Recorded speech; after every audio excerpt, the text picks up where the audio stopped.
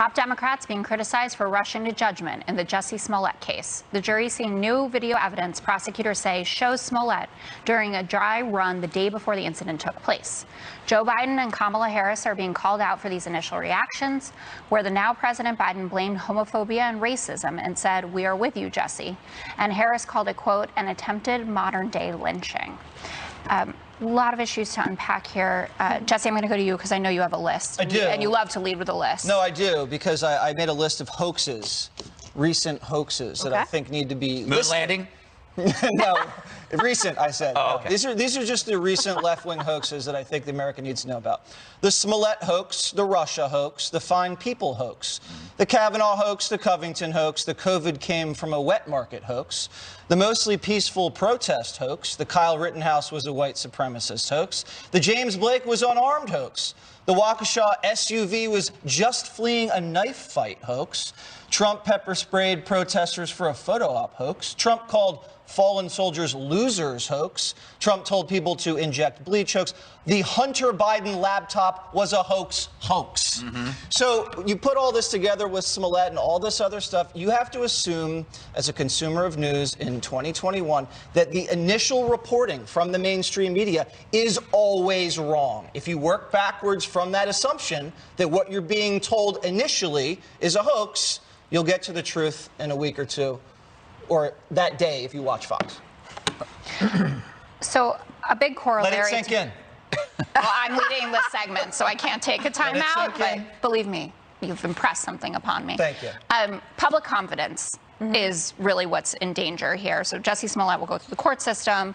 They will find the answer, but people don't believe in institutions anymore, and that's from top to bottom. What do you think is our trajectory? Well, I think it's very good that they decided to prosecute him, right? Because that makes Which it initially clear. was not going because to be and what today happened. One of the things that happened was he had them do a dry run. But also, he told them that the whole thing would be caught on camera. And then, when Jussie Smollett found out that the camera didn't work or it didn't get caught on camera, he was furious with them. So that was in court today. So I find it hard to imagine that the jury is going to say, oh, wow, this nice young man, that's so sorry. It's so bad that it happened to him. So one of the ways that you improve trust in institutions is to actually prosecute cases. Okay. Perfect segue to you, Judge. Perfect segue. First of all, I am so tired of every case being politicized. What happened to good old-fashioned law and order, where there's the law and there's either a violation of that law or someone is going to be acquitted because there wasn't a violation? I want you to understand one thing. Kim Foxx is one of the first Soros-funded DAs. She's the one who wanted to let Jussie Smollett loose. Jussie. Jussie. Thank you. Thank you. Jussie Smollett loose. Okay? And right now she's being investigated for her role in dismissing the Jussie Smollett case the first time. And the problem right now is that people are losing faith in the criminal justice system. She is running the Cook County State's Attorney's Office, where I believe yesterday they hit a number of 1,000 people murdered since the beginning of the year. 1,000 people not shot, murdered. This woman is not prosecuting real crime. She's inept at what she's doing, and she doesn't belong as a prosecutor. She's like a whole host of Soros-funded prosecutors who don't deserve the name and shouldn't be running DA's offices.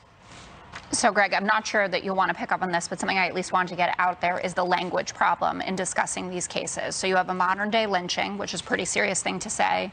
We have talking about return to Jim Crow. And then you also have the modern-day almost lynching that seemed more accurate. And we just had the Ahmaud Arbery case. And when you look at the contrast of them being used equally. Well, that is perhaps the worst crime of Smollett, was capitalizing on actual suffering to create a false story.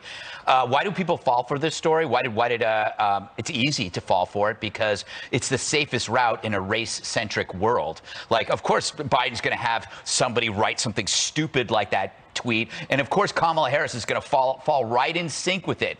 But they fall for it primarily because the media has set the table for it, right? That this event that is so hysterical and so out of this world is actually plausible in like 2019 America, where every white person is a secret white supremacist, where at 2 a.m. there are Trump supporters in frigid Chicago streets outside subways looking for an obscure actor to hang a noose around.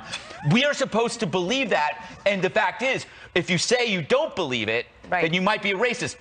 When this whole story came out, we had to sit in a green room. We all knew it was BS. That. We were going like, but we can't say it's BS because gotta wait till the facts come out. Wait till the facts. But the media had set the table for this the same way they set the table for riots and this explosion in crime.